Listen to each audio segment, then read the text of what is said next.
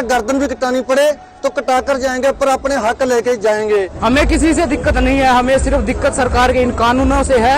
और जब तक हमारे हक, हमारे अधिकार हमें नहीं मिलेंगे, हम इसी तरीके से लड़ते रहेंगे। ये किसान कभी झुकने वाला नहीं है। किसान अपने खेत की मेहनत करता है और किसी से दबता नहीं है। अगर कोई बीच में आया, चाहे वो अडानी, अंबानी, मोदी गोदी कुछ भी हो, हमें किसी से कोई वास्ता नहीं, हम हटा के रखेंगे उसको।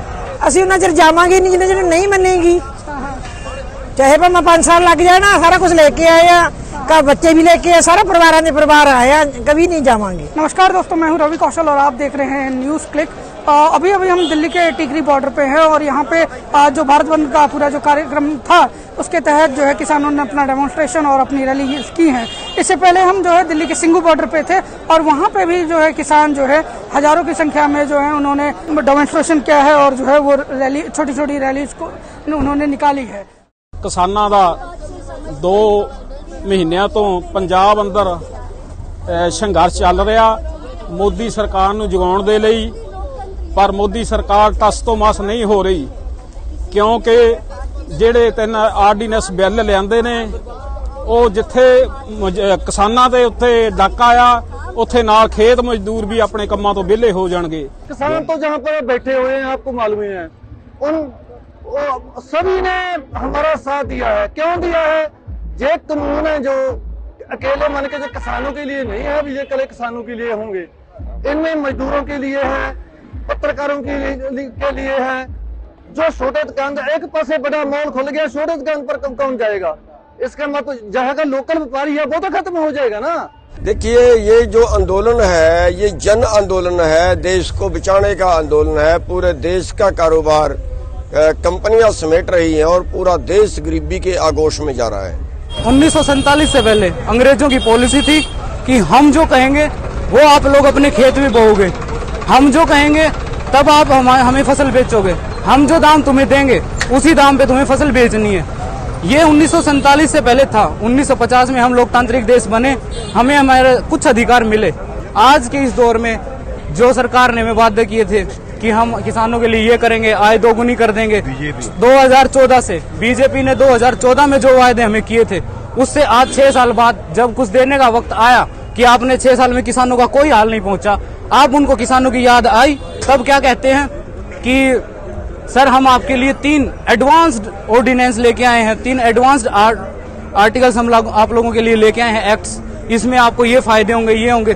जबकि वास्तविकता ये है कि वो 1947 पहले वाला किसान अब दोबारा बनाने का वो प्रयत्न कर रहे हैं। 2014 में इन्होंने क्या कहा था, नरेंद्र मोदी जी के बयान है, और ये कृषि मंत्री धनखड़ जी, इन्होंने भी कपड़े निकाल गए। जैसे ही हमारे नरेंद्र मोदी जी सत्ता में आएंगे, पहली कलम से किसानों का कर्जा माफ और स्वामीनाथन की रिपोर्ट लागू करेंगे। कहाँ गए भाई वो? 6 साल हो गए, हमने तो स्वामीनाथन की रिपोर्ट मांगी थी, स्वामीनाथन की रिपोर्ट दो ना।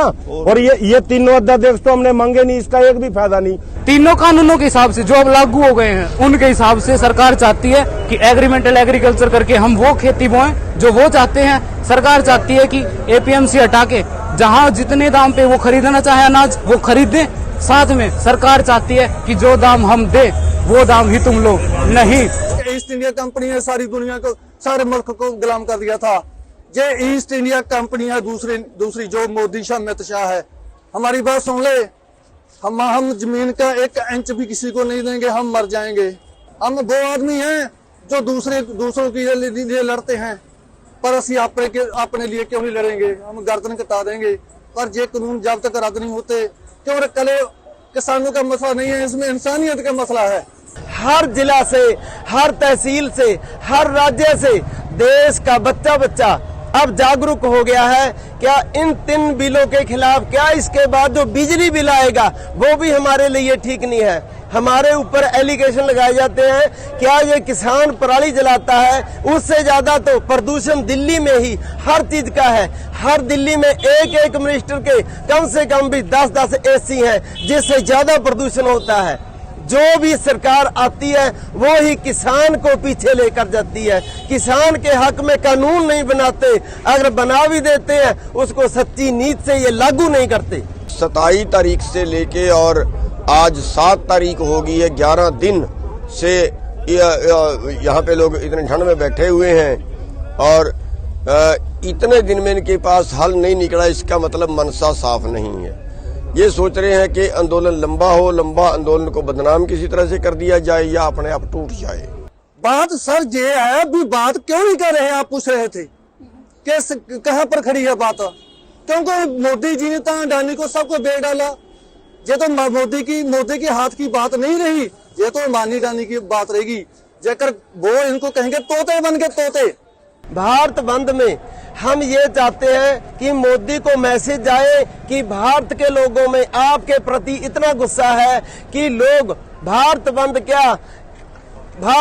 से भी ऊपर उठकर अब तो कुर्बानियां देने के लिए भी तैयार है। हिंदुस्तान का किसान, मजदूर और दुकानदार, व्यापारी सभी वर्ग इससे दुखी हैं। ਜੇ ਦਾਮ ਮਿਲਦਾ ਨਾ ਫਿਰ ਸੜਕਾਂ ਤੇ ਕਿਸਾਨ ਸੜਕਾਂ ਦੇ ਨਹੀਂ ਸੀ ਰੋਲਦਾ, ਬੀਬੀਆਂ ਭੈਣਾਂ ਨਹੀਂ ਸੀ ਰੋਲਦੀਆਂ, ਬੱਚੇ ਨਹੀਂ ਸੀ ਰੋਲਦੇ, ਜਿਹੜੇ ਵਿਚਾਰੇ 80 ਸਾਲ ਦੇ ਨੇ ਬਜ਼ੁਰਗ ਉਹ ਨਹੀਂ ਸੀ ਰੋਲਦੇ। ਇਸ ਵਾਸਤੇ ਹੁਣ ਮੋਦੀ ਨੂੰ ਕੰਨ ਹੋ ਜਾਣਾ ਵੀ ਹੁਣ ਜਾਂਦੇ ਨਹੀਂ ਤੇਰੀ ਹਿੱਕ ਤੇ ਡੇਰੇ ਲਾਵਾਂਗੇ ਜਿੰਨਾ ਚਿਰ ਤੂੰ ਸਾਡੇ ਕਾਲੇ ਕਾਨੂੰਨ ਵਾਪਸ ਨਹੀਂ ਕਰਦਾ।